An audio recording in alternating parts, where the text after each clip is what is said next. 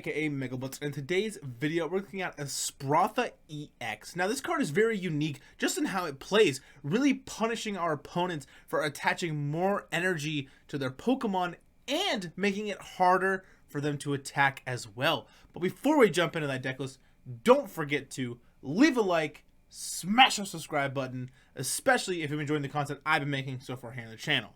Alrighty guys, let's jump right in to that deck list.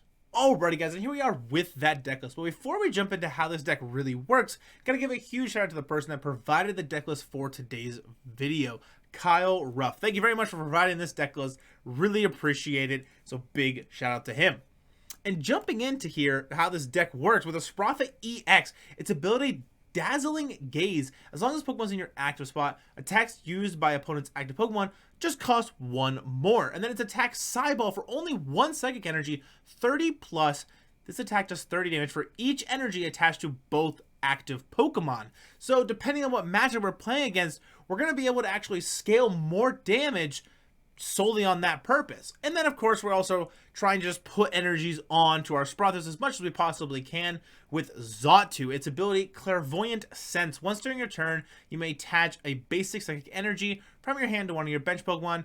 If you attach energy to a Pokemon this way, draw 2 cards. We have a draw engine and we're starting to power up our Pokemon as well. And then of course we're also playing Jirachi and Manaphy to really counter, you know, Greninjas and Sableyes and Cresselias and Screamtails and things of that nature as well. And then MEW EX is like a backup attacker and a free pivot, and that restart ability is very nice as well. And then, of course, we're also playing a Technical Machine Devolution here to be able for that Charizard matchup, you know, Chen-Pao matchup, just really forcing our opponents to have to burn through the rare candies. And then we're also playing one copy of Technical Machine Evolution for quick setup, being able to just go, you know, attach an energy, attach Technical Machine Evolution, and be able to evolve into two Espathra EXs, or maybe even 2 Xatus, or possibly one of each, can really push the momentum in our favor in the setup process. And then of course we're also playing 3 Pokemon League Headquarters. Attacks used by each basic Pokemon in play cost 1 energy more. So if we're playing against something like Miraidon and we have an Espathra in the active spot and then Pokemon League Headquarters, it's going to cost 5 energies for them to even use Photon Blaster. And then, if we're playing against something like Goldango, sure, Pokemon League Headquarters doesn't count, but Espathra still makes it cost 1 more. So instead of attaching 1 Metal Energy, they have to attach 1 Metal Energy and something else to attack with it. So it really just slows down the process. So we're really trying to control the board state here and really just slowly grind this game out. Try to maybe even mill them at certain points. Just try to like really just slow the pace of the game down and put it into our favor. So for the full deck list here, we got 4 Flittle, 3 Espathra EX, 3 Natu, 3 Xatu, 1 Jirachi, 1 MEW EX, 1 Manaphy, 3 Arven, 2 Boss, 2 Iono, 2 Colress, 1 Judge, 4 Fog Crystal, 4 Battle VIP Pass, 4 Ultra Ball, 3 Nest Ball, 1 Counter Catcher, 1 Pokégear, 1 Earthen Vessel, 1 Rigid Band, 1 Technical Machine Devolution, 1 Technical Machine Evolution, 3 Pokemon Headquarters, and 10 Psychic Energy.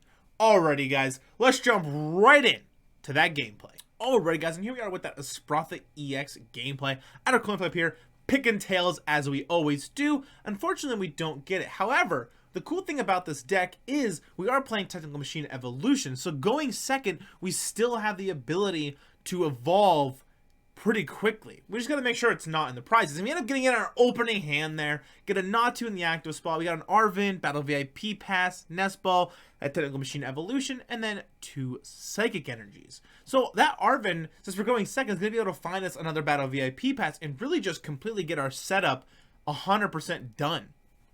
Going up against Chen-Pao here. So making sure we can get Manaphy is going to be really important because Radiant Greninja can really punish us because these Natus and these Flittles don't have a lot of HP, so Moonlight Shurikens can really push the game into their favor. And that's exactly what they're going to grab there. Nest Ball, grab that Radiant Greninja, concealed cards, discard energy, draw 2, and I'm like, okay, no PAL, do you have anything else going on? And they're actually just going to pass back to us, and I'm like, all right, that's pretty okay. You have a little bit of a slow start, we have a pretty fast start here, so we're going to start off with that Battle VIP Pass, grab a Flittle and a Natu.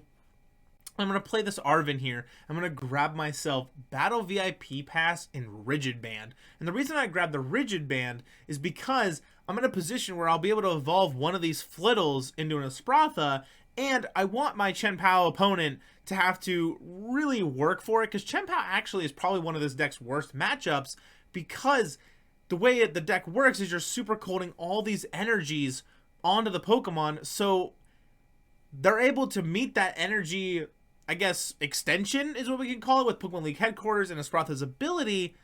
They're able to meet that most of the time. So we're trying to put our opponent in a position where they're burning through resources more often than they may need to, and really just have to commit a lot of energies to the active Chen-Pao to KO it.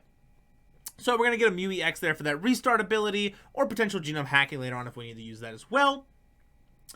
And then we're also going to evolve that Natu into a Xatu, and then the Espathra, or the Flittle into the Espathra, and attach that Rigid Band as well. And I'm in a position now where I'm going to be able to Clairvoyant Sense here pretty soon, attach energy to the Espathra, start drawing some cards. I got Pokemon League Headquarters to make it even a little bit more difficult. And the nice thing actually too is, since they're playing the Iron Hands version, they're going to need, if it all goes our way, if we have an Espathra up in the active spot and we have Pokemon League Headquarters out, they'll need 6 energies to pull off an Ampy very much. And I'm like, okay, that can be tough to pull off. You know, Moonlight Shuriken gets a little bit tough because now you need 5 energies to be able to do it.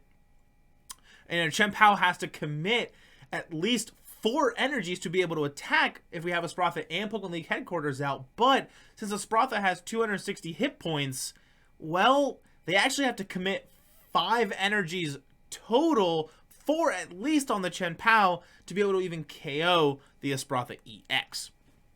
So you're going to be able to attach a Lighting Energy to that Iron Hands, be able to Rare Candy into Baxcalibur, bench that Chen-Pao here, but are they going to be able to attach and retreat out of that Baxcalibur to pull off that Shivery Chill? That's kind of what they're hoping for. So they're going to burn through a Super Energy Retrieval here, get some energy cards back in their hand, and they're only going to be able to grab, I believe it's 2 energies here, putting them back in their hand. Super Rod, put the Baxcalibur back into the deck. I feel like waiting that Super Rod would have been a little bit better, but I guess, you know, attaching these 2 energies from that Super Energy Retrieval to your Baxcalibur to retreat into the Chen-Pao and being able to take a potential KO is a little more important. So they're going to retreat out of that Baxcalibur into the Chen-Pao EX, be able to Shivery Chill here, get 2 energies, and then Super Cold them on to the Chen-Pao, Ninja if they want, even Iron Hands if you could pull that off. If they were able to pull off an Iron Hands play, that'd have been great. But they're actually just going to pass back to us, and I think it's because they know that I have this Espathra getting ready to attack next turn, and they don't want me to be able to potentially KO it and just get more damage onto it, so they just opted to just wait and just let us be the first attacking move, and then respond back to us. So, going to be able to evolve an Espathra here, be able to evolve into a Xatu, play that Pokemon League Headquarters, be able to restart for 1 here, get another Pokemon League Headquarters. I'm going to play that Iono because I know they had that 2 energy cards in their hand, so I really want to slow them down if I can. So I'm going to Clairvoyant Sense, attaching an energy to the Espathra, draw 2 here, get into a Boss's Orders, which is pretty good. I already played my supporter for turn though, unfortunately. Retreat out of that Xatu into the Espathra here. And then I'm going to attach an energy manually to the Espathra EX. You could argue that just waiting to use Clairvoyant Sense to attach energies is probably better, but the way I look at it is you get 3 attachments in a perfect world, 2 Clairvoyant Senses, and then you get the attach for turn as well.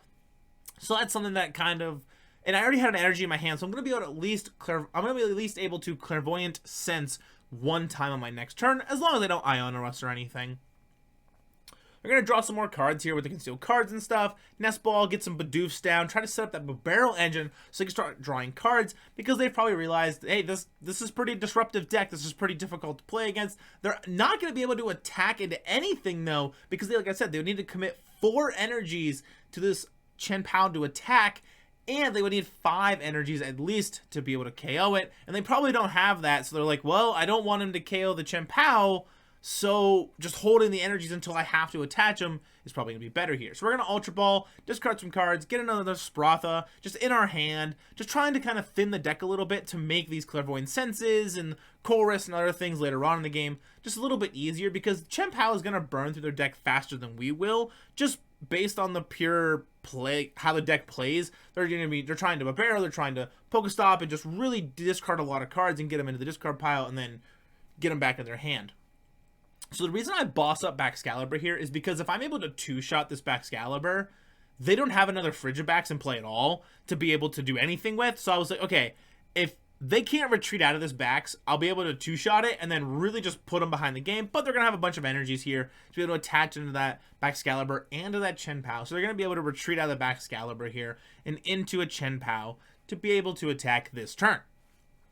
Conceal cards, discard energy, draw some things. Getting rid of that Pokemon League counter score is going to be pretty key because now they only need 3 energies on the Chien-Pao to attack.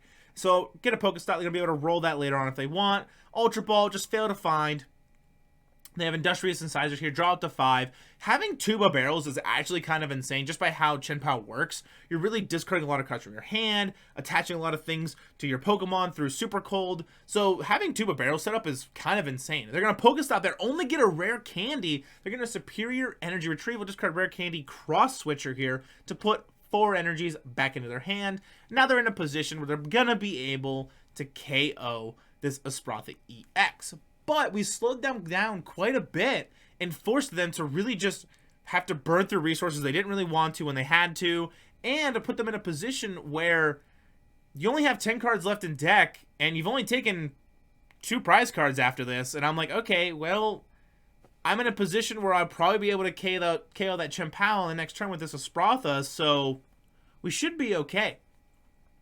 So they're going to Hail Blade here for the KO, hitting 270 damage by discarding 5 energies off of all their Pokemon to take 2 prize cards here. So we're at a 6-4 split, and I'm like, okay, my route to victory is I can still take 6 prizes and win the game if the game goes on long enough, but I'm also in a position where I can just force you to burn through all your resources and never really be able to KO just by having Espathras and Pokemon League headquarters out.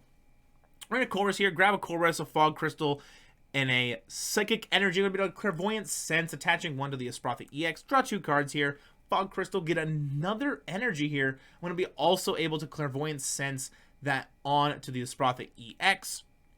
Draw 2 more, and I'm like, okay, just wanted to check and read that Iron Hands. I wanted to see how much Ampy Very Much did, and they will be able to actually KO Manaphy's, Xatus, and things of that nature, because it is 120. And even if they attach a DTE, they'll still be able to do so.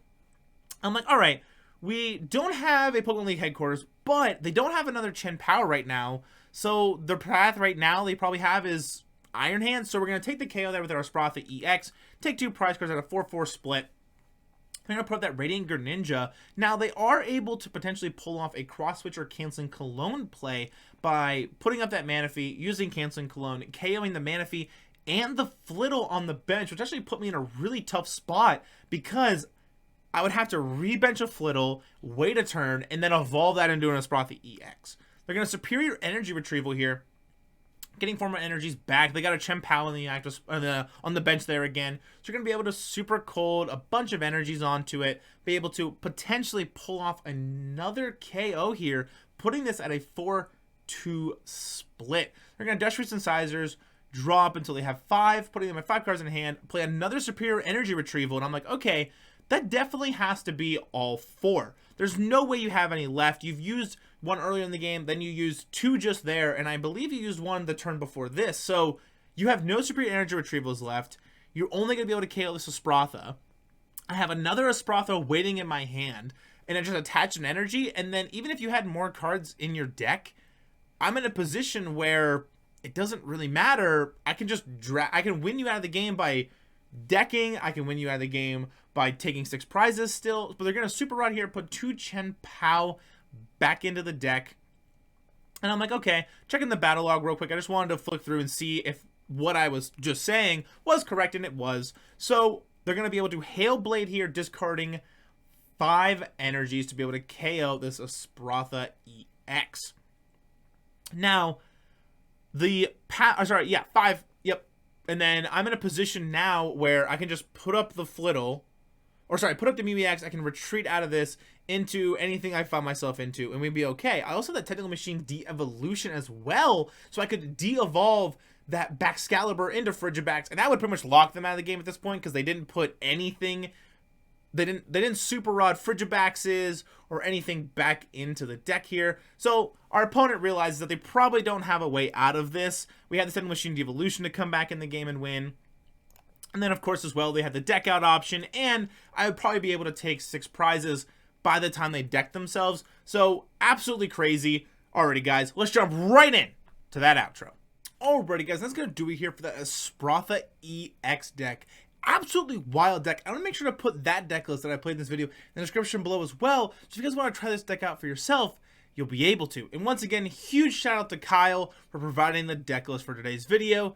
Thank you very much. And if you guys have been enjoying the content I've been making for the channel, if you haven't yet, don't forget to leave a like, smash that subscribe button. I really would appreciate it. Alrighty, guys, I'll see you in the next one.